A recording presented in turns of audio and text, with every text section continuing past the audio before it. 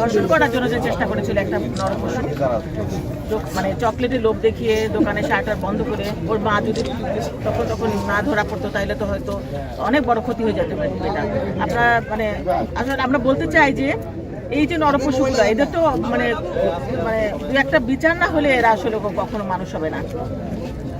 আসিয়া যে মারা গেল, আসিয়া দেখেন আসিয়াকে কিভাবে নির্মমভাবে মেরে ফেললো।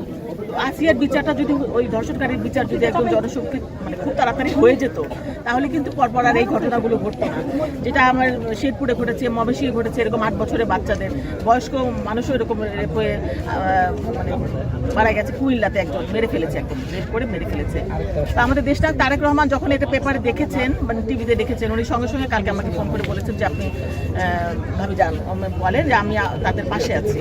তো আমাদের মাননীয় চেয়ারম্যান তামান্নার পাশে আছে, তামান্নার পরিবারের পাশে, সেজন্য আমরা আজকে এসেছি। আমাদের গিয়াস ভাই, দিয়া, আপনাদের এলাকার মানে এই এলাকার গণ্যমান্য ব্যক্তি মানে রাজনৈতিক ব্যক্তিত্ব, তাদেরকে সাথে নিয়ে আমরা জানাতে এসেছি যে তারেক রহমান এই পরিবারের পাশে আছে।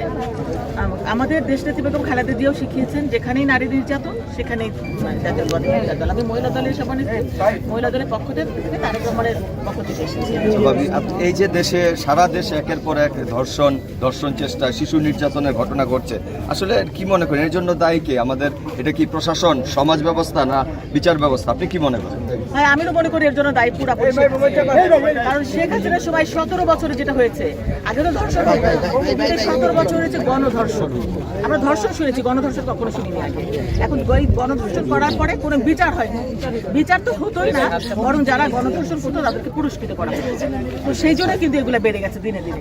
আপনারা দেখেছেন যে এই নারায়ণগঞ্জে রিমার স্বামী মনিরকে কিভাবে ফাঁসি দিয়েছিল আমাদের দেশনেত্রী বেগম খালেদা জিয়ার সময় তাৎক্ষণিকভাবে। সেই রকম বিচার যদি দুই একটা হতো, হাসিনা যদি করতে পারতো তাহলে তো এরকম হতো না।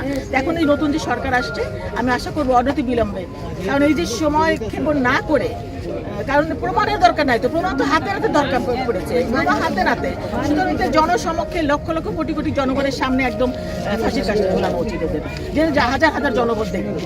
কারণ ওই যে জেলখানা নিয়ে ফাঁসি দিবে আমরা এটাও চাই না, আমরা চাই যে তার মা দেখবে, বাবা দেখবে, আমরা সবাই দেখবো যে মানে দেশের বিচার ব্যবস্থা আরো কঠিন হওয়া উচিত বলে। অবশ্যই উচিত।